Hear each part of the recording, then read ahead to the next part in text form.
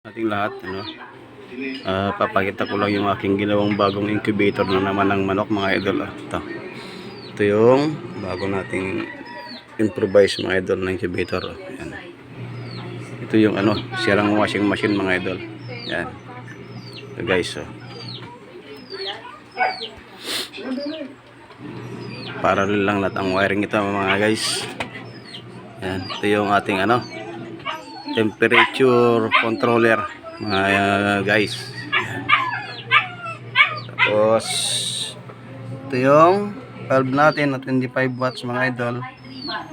Tapos ito naman yung pan. Yan. Hindi ko na pinakita yung kung paano siya wiring, mga guys, kasi gabi ko na ito nagawa.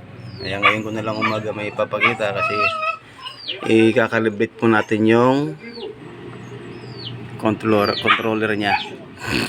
Kaya sasaksak natin to, mga idol, para ma-calibrate natin.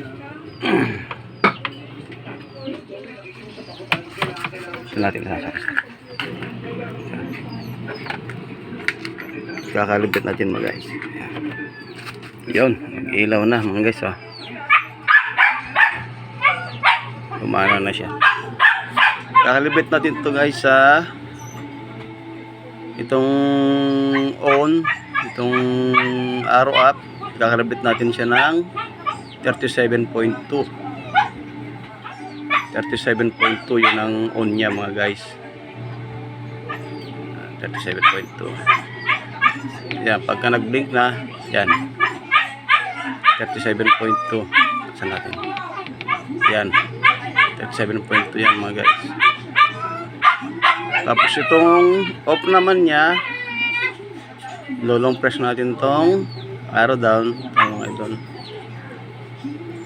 Kailangan yung off niya ay 37.8.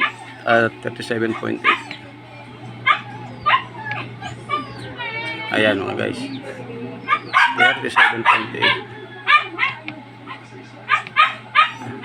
7.8. Yan. Nakaset na yan, mga guys. 37.2 siya mamamatay, ay mabubuhay. Yung off niya ay 37.8.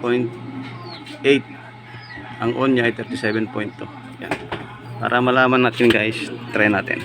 Oy, stop. Wala maglalabas sa'yo.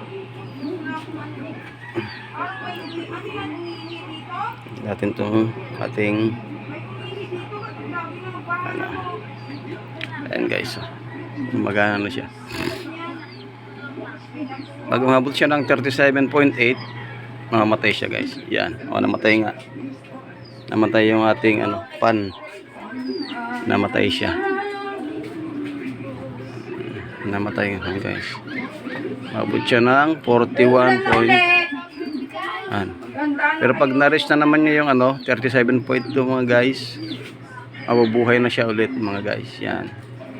Malakas na bagyo.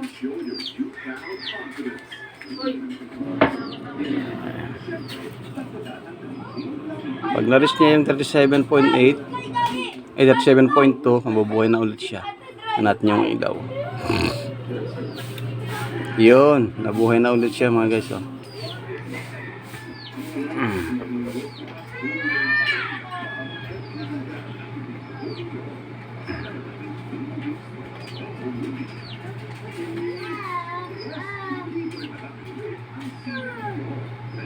Ang bilis niya.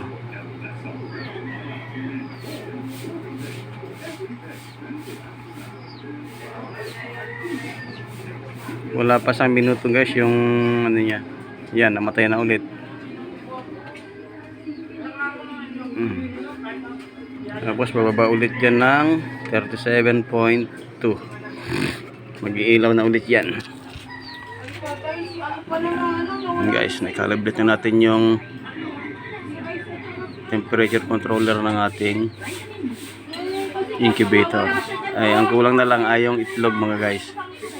Ayan, umilaw na ulit, 37.2. Okay, guys, magandang umaga and good luck sa atin lahat. Thank you for watching mga guys. Sana pagpalain kayo. Bye-bye.